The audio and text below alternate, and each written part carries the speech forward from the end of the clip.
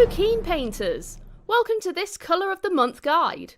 In this series we'll be exploring how to use your Citadel colour paint range to get some exciting colour combinations and army schemes. This month we'll be painting dark bronze, which can be used for many types of solid plates and armour. In this guide we'll be showing you this dark bronze on a free guild marshal. We'll also look how we can use the same recipe on various other armies that we can find in Warhammer 40,000 and Age of Sigmar. Now, let's undercoat our model by using Chaos Black, as it gives us a great foundation for the darker colours we'll be applying. It will also help the metallic paints we'll use have a solid, smooth finish on our model too. We'll start by thinning some Castellax bronze on our palette, with a drop of water and applying it to the armour plates with a small base brush. If you find your paint is a bit too thin, you can always add a bit more paint to your mix, as we're after a milk-like consistency. We want to make sure that we have a few thin coats applied one at a time, leaving each layer to fully dry. This allows those metallic flakes to settle and flatten on the model, without pulling up the last layer of paint. Doing this allows us to keep our paint smooth on the model but build up that solid metallic finish on our armour. This is why multiple thin coats are best compared to one thicker coat, as we want those details to be defined on the model. Now with our base colour applied, we can move on to shading the armour. For this, we are going to use 2 light coats of Nuln Oil. This gives us our shadows for the recesses and darkens down the bronze overall, as we want the armour not to be too shiny or bright. With our first coat, we'll be applying it all over, making sure we get a good amount into those recesses. I'm using a medium layer brush here, as we can get a lot more paint onto our model, but have more control of applying it into those recesses. If the detail you are painting is quite small though, you may find applying it with a small layer brush instead gives you better control. After the first coat is dry, we can apply a second coat into those areas that seem lighter than others, or to define those recesses even more. By applying 2 lighter coats instead of 1 heavy coat, we have more control of paint pooling, and where those shadows sit on the model.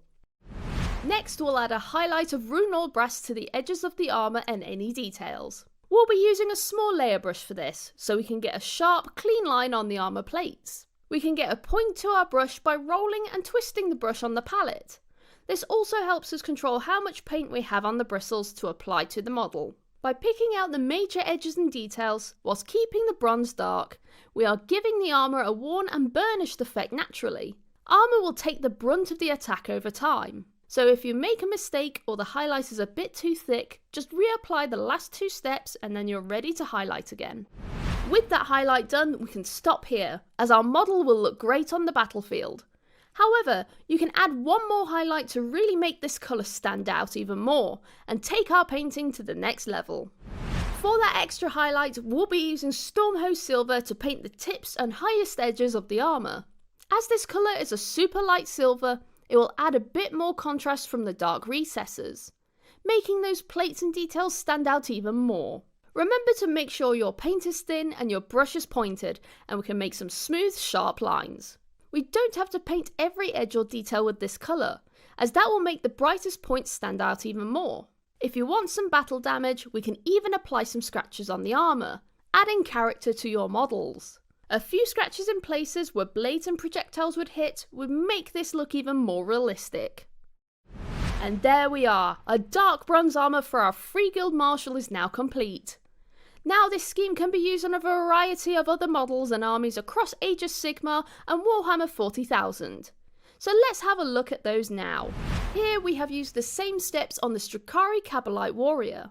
Those pointy layered armoured plates really let this colour scheme do all the talking, and those scratches stand out strongly against the dark recesses under the plates. This would look amazing across a whole Drukhari raiding force, ready for their dark and sinister needs. And on this Caradron Overlord Admiral, you can see this colour works great on picking out the details on a lot of curved and rounder armour details too. Even having the darkest armour doesn't mean that you shouldn't still stand out. You can still give your models some extra punch.